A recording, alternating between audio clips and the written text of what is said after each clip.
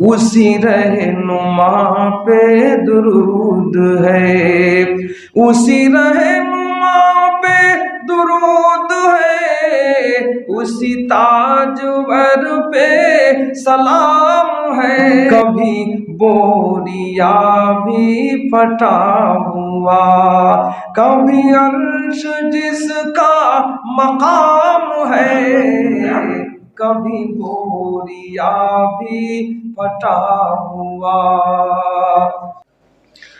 الحمد للہ وکفی وسلام علی عباده الذین اصطفى، اما بعد فاعوذ باللہ من الشیطان الرجیم، بسم اللہ الرحمن الرحیم۔ ام کنتم شہداء اذ حضر یعقوب الموت اذ قال لبنیہ ما تعبدون من بعدی قالوا نعبد إلهك وإله آبائك إبراهيم وإسماعيل وإسحاق إلها واحدا ونحن له مسلمون۔ وقال تعالى كيف يهدي الله قوما كفروا بعد إيمانهم وشهدوا أن الرسول حق وجاءهم البينات واللہ لا يهدي القوم الظالمین۔ سبحان ربک رب العزة عما یصفون وسلام علی المرسلین والحمد للہ رب العالمین۔ اللہ رب العزت کا بے انتہا فضل و کرم اور اس کا احسان ہے کہ ہم سب اتنی سرد رات میں اپنی خوابگاہوں اور نرم بستروں کو چھوڑ کر اللہ اور اس کے رسول کی باتوں کو سننے کے لیے جمع ہیں۔ اللہ رب العزت نے قرآن کریم میں کچھ واقعات کو امت کے لیے ذکر فرمایا، اور یہ امت کے لیے ایک سبق ہے۔ آج ہمارے حافظے کا حال کیا ہے کہ ہمیں اپنے پردادا کا نام یاد نہیں رہتا، ہمارے دادا کے کارنامے یا پردادا کے کارنامے دین کے حوالے سے کیا تھے وہ بھی یاد نہیں رہتے۔ یہ ہمارے حافظے کا حال۔ قرآن کریم نے پیغمبروں کے واقعات کو ذکر کر کے یہ امت پر ایک احسان عظیم کیا کہ ان کو اس واقعے کو سنا کر کسی ایک بات سے قریب کرنا چاہا۔ میں نے جو آیت کریمہ تلاوت کی ہے کہ جس میں اللہ رب العزت حضرت یعقوب علیہ السلام کے آخری وقت کو نقل کر رہا ہے۔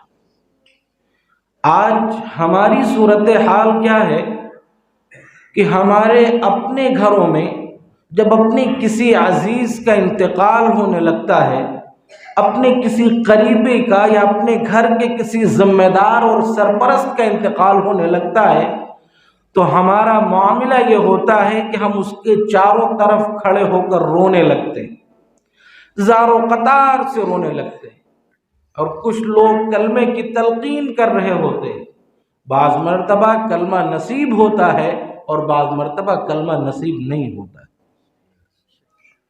اللہ رب العزت نے حضرت یعقوب کی جس واقعے کی طرف نشاندہی فرمائی ہے کہ جب ان کا آخری وقت تھا، استشہاد کہتے ہیں سکرات الموت کو، موت کی بے ہوشی کو کہا جاتا ہے۔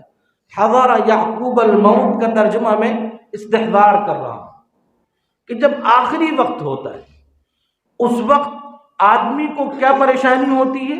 وہ اپنی پریشانیوں میں مبتلا ہوتا ہے، اپنی زندگی کی پریشانیوں میں مبتلا ہوتا ہے، اور اس کے گھر کے لوگ اس کے پاس چیخیں لگا رہے ہوتے ہیں، زار و قطار رو رہے ہوتے ہیں۔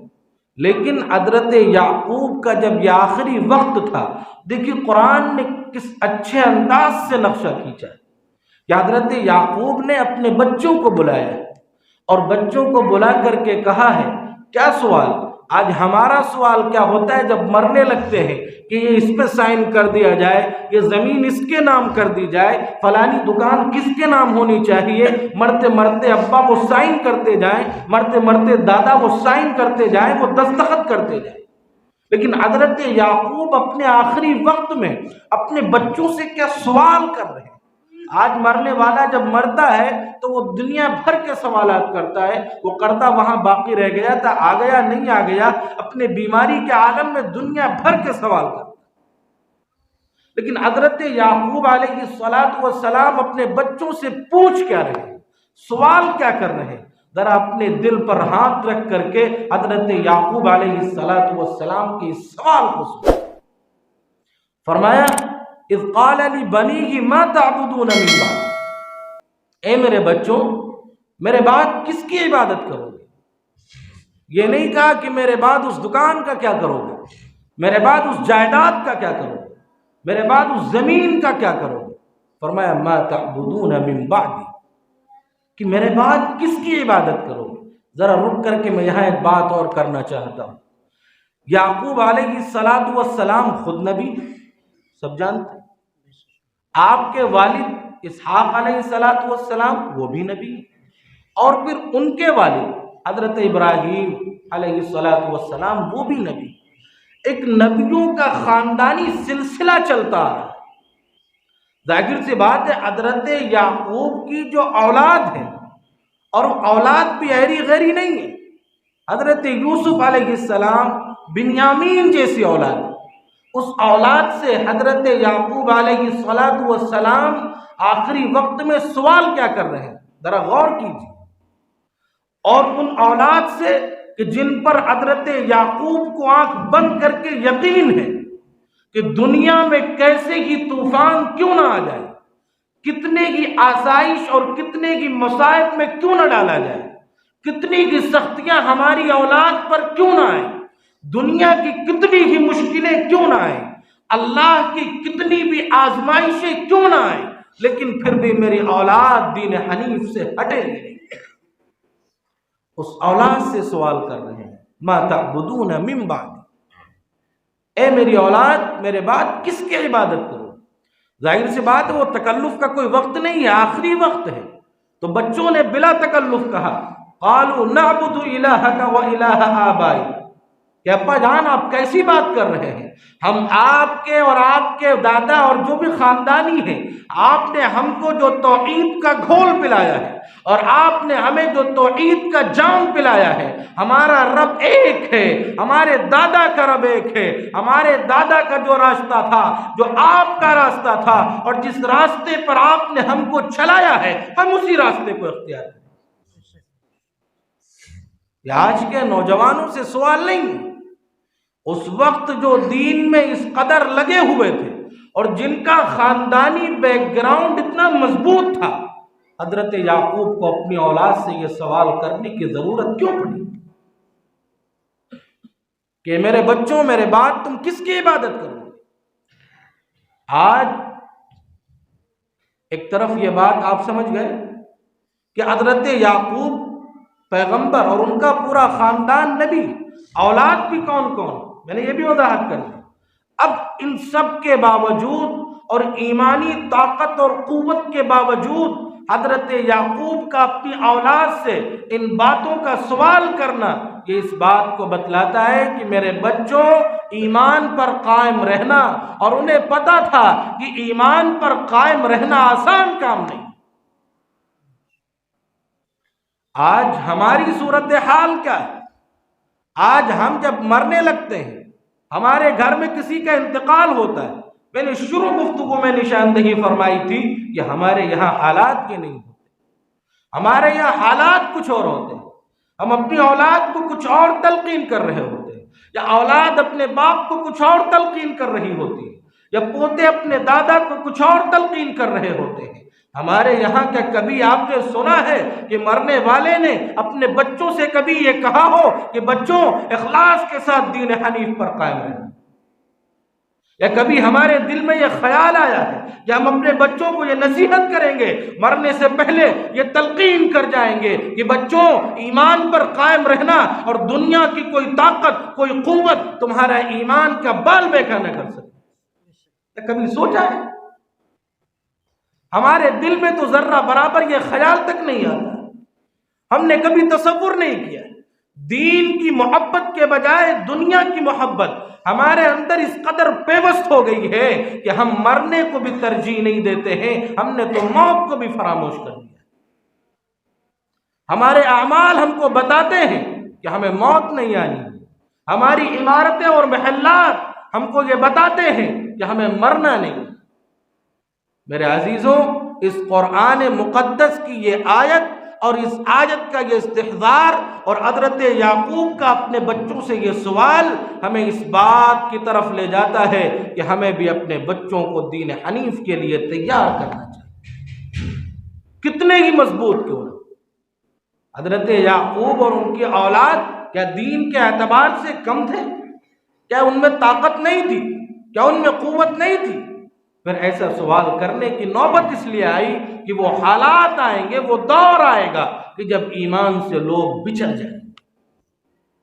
ٹھیک اسی طرح جس طرح اللہ رب العزت نے قرآن کریم میں واقعات کو نقل کر کے امت کے لیے ایک پیغام دیا ہے، خود جناب محمد الرسول اللہ صلی اللہ علیہ وسلم اور ان کی نبوت کی ہزاروں لاکھوں بلکہ بے شمار نشانیوں میں سے ایک نشانی یہ ہے کہ آپ نے اپنی آنے والی امت کے لیے قیامت سے پہلے پیش آنے والے حالات کو بیان فرمایا،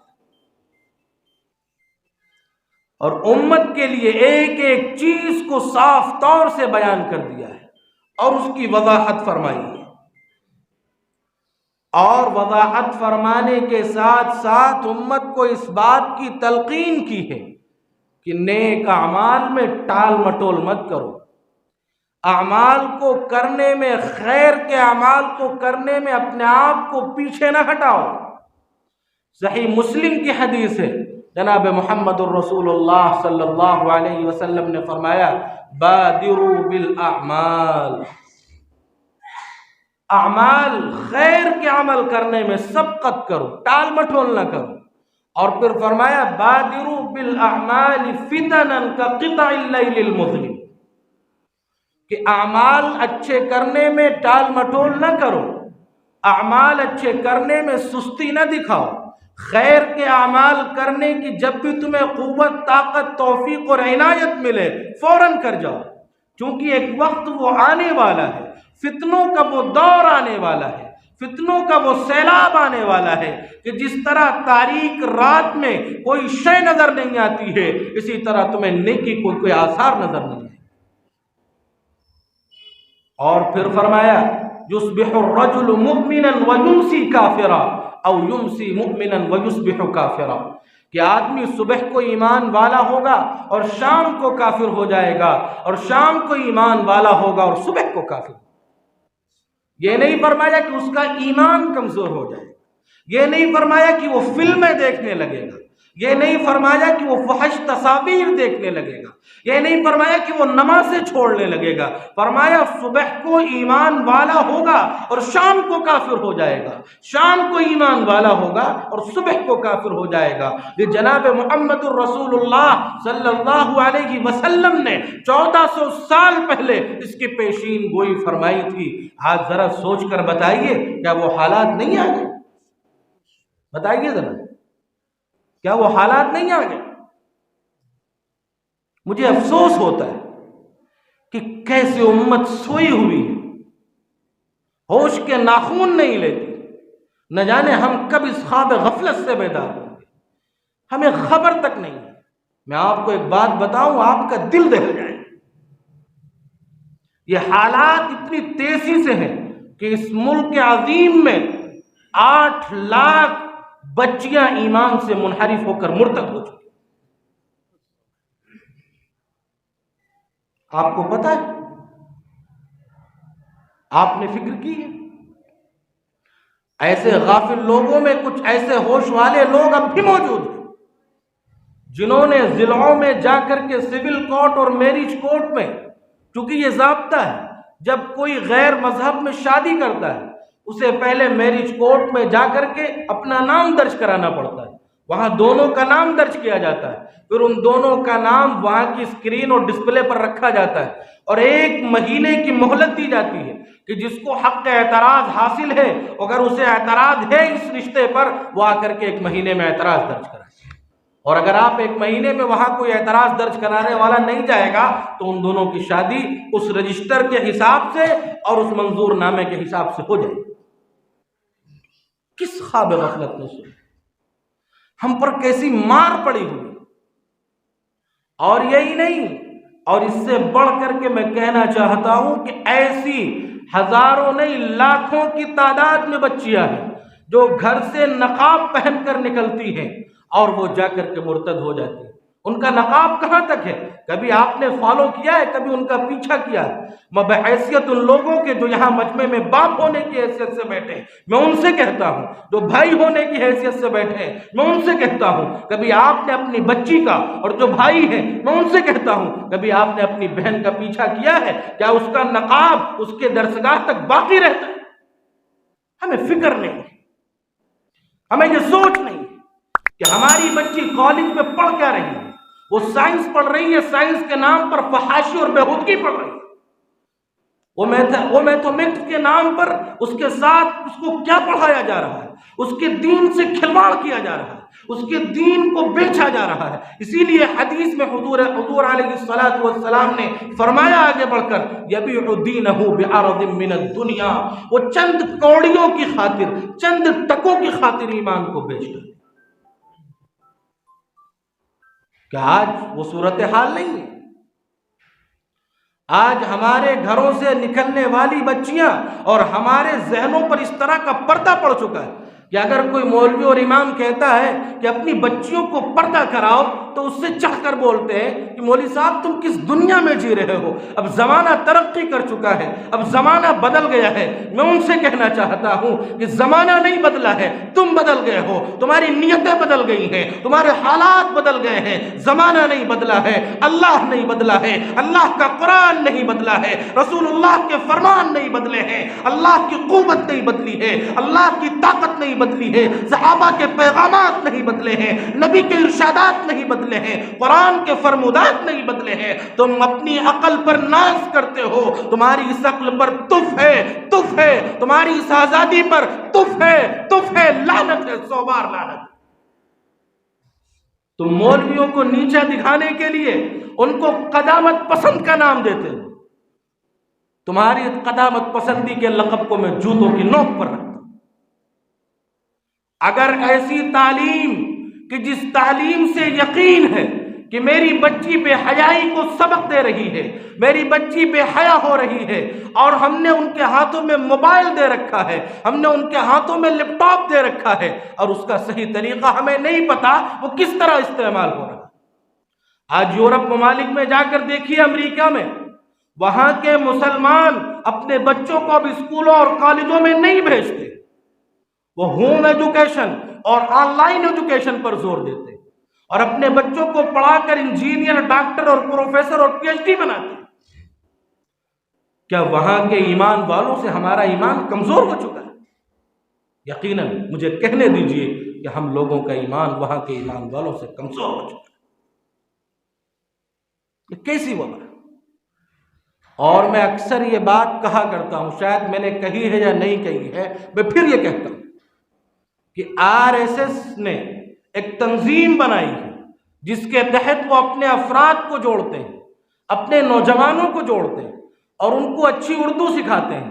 السلام علیکم، کیسے مزاج ہے محترم، بہت خوش اخلاق ہے، ماشاءاللہ، سبحان اللہ، الحمدللہ، یہ کلمات ان کو سکھائے جاتے ہیں، اور 3 سے 6 مہینے کی ان کو ٹریننگ دی جاتی ہے، اور اس ٹریننگ دینے کے بعد ان کو ملک کے مختلف حصوں میں بھیج دیا جاتا ہے، اور یہ کہہ کر بھیجا جاتا ہے کہ اگر کسی ایک مسلمان لڑکی کو تم اس کے دھرم سے اور اس کے مذہب سے پھیر کر اپنے ساتھ معاشقہ چلا کر اس سے شادی کرو گے تو تمہیں فوراً 2.5 لاکھ کا چیک دیا جائے گا، ایک گھر دیا جائے گا، اور تمہیں سرکاری جاب بھی دی جائے گی۔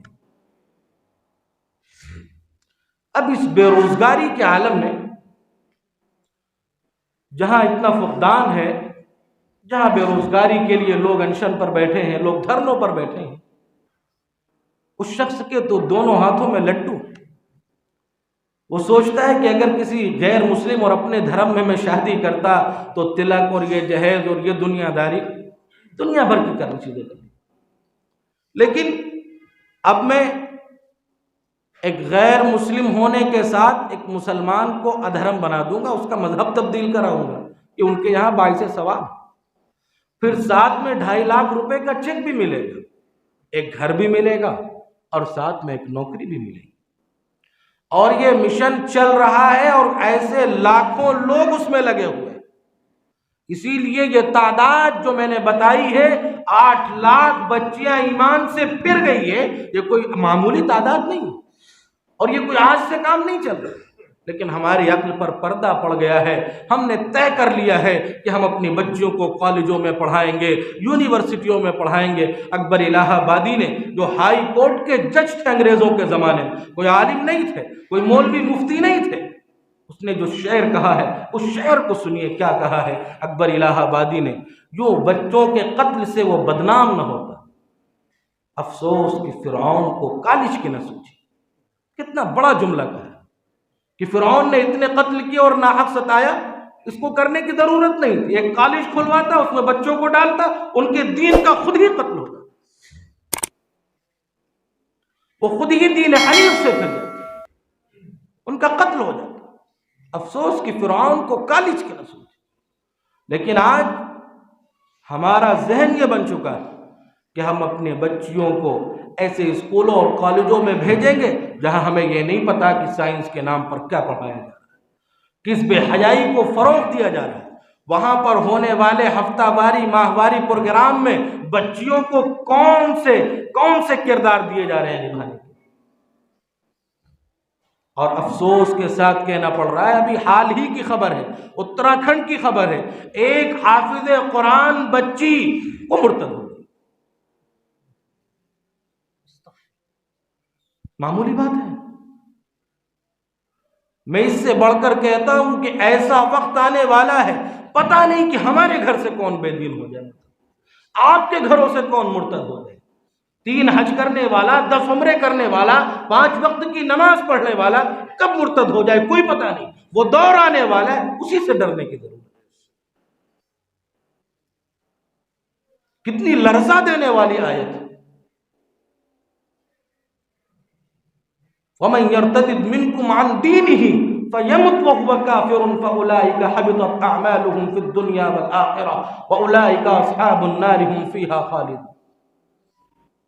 کہ جو اپنے دین سے پھر گیا تو اس کے اعمال اکارت کر دیے گئے، اس نے دین حنیف میں رہ کر جتنے بھی حج کیے ہوں، جتنے بھی روزے رکھے ہوں، جتنی بھی عبادتیں کی ہوں، ان سب پر پانی پھیر دیا جائے گا، ان سب کو اکارت کر دیا جائے گا، اور وہ دائمی اور ہمیشہ کے طور پر جہنم میں رہنے والے، اور وہ اس میں ہمیشہ رہے۔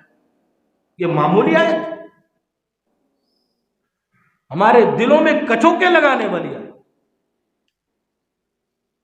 اس کے باوجود ہمارا حال کیا ہے، ہماری صورتحال کیا ہے؟ ہم نے اپنے مدرسوں کو قائم نہیں کیا، ہم نے اپنے طور پر کالجوں کو قائم نہیں کیا، ہم نے اپنے طور پر اسکولوں کا قیام نہیں کیا، ہم نے تقابل کے لیے بھٹے کھول لیے، ہم نے تقابل کے لیے اپنے بھائی کے سامنے اسی جیسی دکان ڈال دی، ہم نے تقابل کے لیے اپنے محلے کے سامنے، اپنے محلے دار کے سامنے اس سے اونچا گھر تعمیر کر دیا۔ اسی میں تو ہمارا تقابل، اسی میں تو ہم بڑے ہیں، یہی تو قیامت کے دن دیکھا جائے گا۔ کیا منہ دکھاؤ گے محمد رسول اللہ؟ کس منہ سے ہوگے کوثر پر رسول اللہ صلی اللہ علیہ وسلم کا سامنے؟ 8 لاکھ کی تعداد کوئی معمولی تعداد کہ ایمان حنیف اور دین حنیف سے پھر کر وہ غیروں کے ہاتھوں چلی گئی، اور یہ بچیوں کی تعداد اور مردوں کی تعداد اس کے سوا ہے۔ ایمان سے بیچنے کے لیے لالچ دیا جاتا ہے اور دھمکایا ڈرایا جاتا ہے۔ ڈرانے دھمکانے کی تصویریں تو آپ روزانہ اخبارات میں دیکھتے ہیں، اور لالچ کی تصویریں بھی اور لالچ کے واقعات بھی آپ سنتے رہتے ہیں۔ یہ کوئی میں نئی بات نہیں کر رہا، اس سے بڑھ کر کے آگے قرآن کریم میں فرمایا کیف یہدی اللہ قوما کفروا بعد ایمانہم وشہدوا ان الرسول حق وجاءہم البینات، کہ اللہ کیسے ان لوگوں کو ہدایت دے سکتا ہے کہ وہ اپنے ایمان لانے کے بعد ایمان سے پھر گئے، کافر ہو گئے، منکر ہو گئے،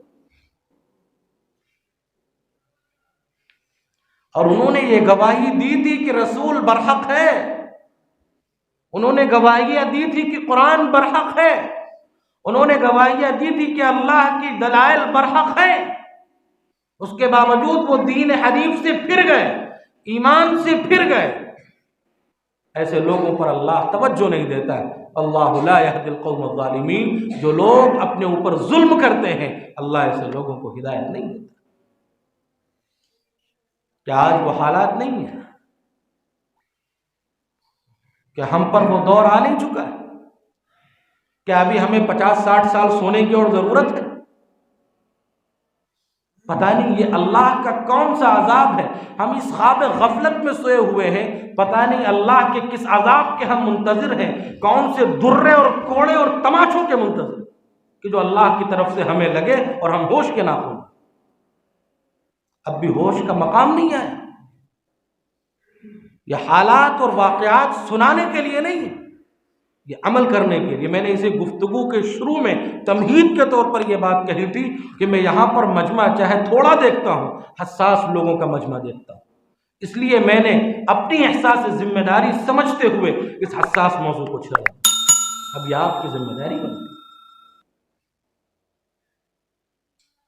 آج ہمارے ذہنوں میں جو چیز بٹھا دی گئی ہے، اور میں نے یہ کہا ہے کہ جب ہم جانتے ہیں کہ ہماری بچیاں ایسے کالجوں میں پڑھ رہی چونکہ ہم نے اپنے کالج قائم نہیں کیے، میں ایک بات کہنے جا رہا ہوں، شاید آپ میں سے بہت سے لوگ اس سے متفق نہیں، بہت سے لوگ متفق نہیں، لیکن بڑی ذمہ داری کے ساتھ میں یہ بات کر رہا ہوں کہ ایسے کالجوں میں جہاں بے حیائی کی تعلیم ہے اور جہاں ایمان کا سودا کیا جا رہا ہے اور جہاں ایمان پر ڈاکے ڈالے جا رہے ہیں، عزت لوٹنے کے ساتھ ایمان کو خارج کیا جا رہا ہے، ایمان سے خارج کیا جا رہا ہے، ایسی تعلیم سے اپنی بچی کو گھر بٹھا لینا بہتر سمجھتا ہوں۔ اس سے بڑی کوئی حماقت ہی نہیں ہو سکتی۔ شاید آپ میں سے بہت سے لوگ اس سے متفق ہوں، لیکن میں وہ مولوی نہیں ہوں کہ جو علاقے سے باہر نہیں نکلا۔ میں نے شہروں میں جا کر کے، ریسرچ سینٹروں پر جا کر کے اپنا وقت دیا ہے، تب جا کر کے میں بات آپ سے کہہ رہا ہوں۔ میں وہ مولوی نہیں ہوں کہ جس کو سن کر کے یوں ہی ہوا میں کوئی بات کر دی۔ جو بات میں کہہ رہا ہوں تحقیق سے کہہ رہا ہوں، ہر ایک بات کے میرے پاس ایک نہیں 100 دلیلیں۔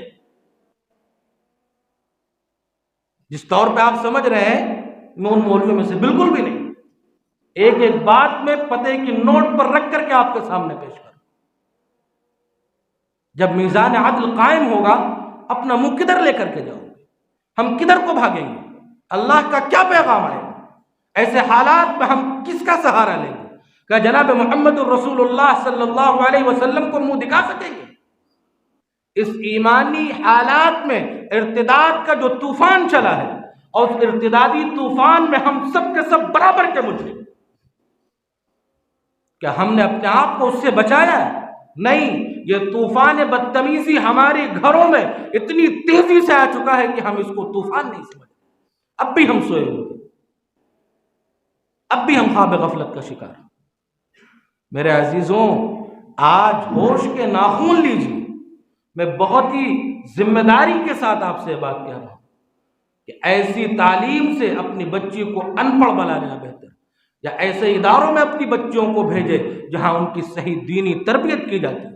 ایسے مثالی ادارے قائم ہیں جہاں ان کی صحیح تربیت کی جاتی ہے، اور یہ ایک نظام ہے ارتداد کا۔ جمعیت علماء اس کے مطابق کام کر رہی ہے، جگہ جگہوں پر گھروں میں خواتین کے اجتماعات مستقل قائم کیے جا رہے ہیں، اور اس سے بڑی بات یہ ہے کہ یہ ناچیز گنہگار ہی ان کا ذمہ دار ہے۔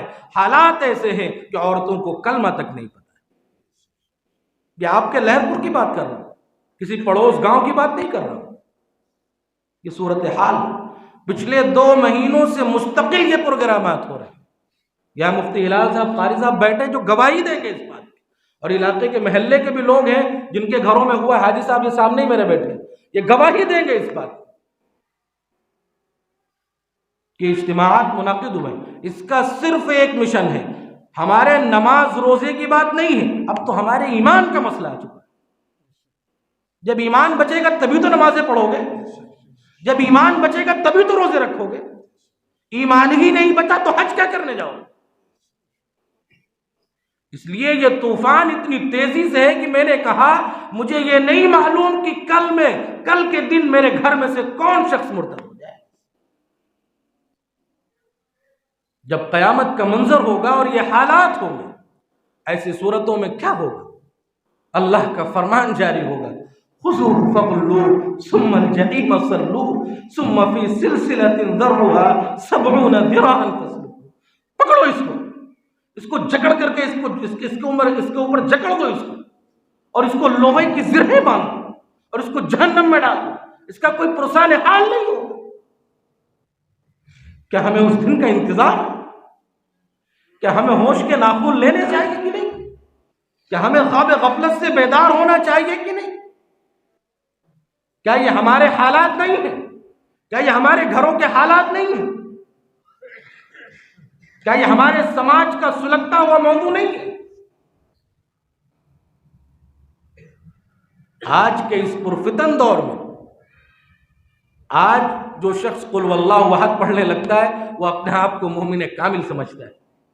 جو 5 وقت کا نمازی ہو گیا وہ اپنے آپ کو وقت کا متقی سمجھنے لگتا ہے۔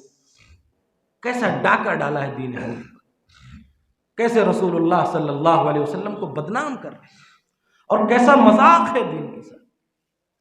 در حقیقت قرآن کے ان واقعات کو ہم ٹھکرا نہیں سکتے، تو ہم مولوی کو ٹھکراتے ہیں، ہم اس کی باتوں کو ٹھکراتے ہیں، کیونکہ پتہ ہے کہ اگر قرآن کو ٹھکرائیں گے، اللہ کے کلام کو ٹھکرائیں گے تو بیوی میکے جا کر بیٹھ جائے گی، رشتہ ختم ہو جائے گا۔ اللہ کو نہ ٹھکرا کر مولوی کو ٹھکراتے ہیں، یہ در حقیقت مولوی کے بہانے اللہ کو ٹھکرا رہے ہیں، اللہ کے کلام کو ٹھکرا رہے ہیں۔ یہ مولوی پر چھری رکھ کر کے رسول کے فرمان کو جھٹلا رہے ہیں، یہ در حقیقت رسول اللہ کے فرمان کو جھٹلا رہے ہیں۔ آپ ان سے تو نظریں نہیں چھپا سکتے، آپ ان سے تو صرف نظر نہیں کر سکتے۔ یہ وہ حالات ہیں، واقعات ہیں کہ اگر آپ نے اب بھی نہیں سمجھا تو پھر کب سمجھیں گے؟ کون سا ایسا اللہ کا درہ لگے گا آپ لوگوں کو، کون سا ایسا تماشا لگے گا آپ کو کہ جس سے آپ ہوش میں آئیں؟ اور اگر آپ نہیں سدھرے، نہیں مانے، تو نہ جانے آپ کے خاندان کا کیا ہوگا۔ اس مسجد کے واسطے محلوں کے لیے میں اپنی ذمہ داری سے سبکدوش ہو گیا ہوں، بری ہو گیا ہوں کہ ارتداد کی اس ہوا سے میں نے آپ کو باخبر کر دیا ہے۔ اب بچانا آپ کی ذمہ داری ہے۔ اگر آپ محفوظ نہیں رہتے تو اللہ آپ کا بھلا کرے۔ میں آپ کو اور آپ کی نسلوں کو اللہ کے حوالے کرتا ہوں۔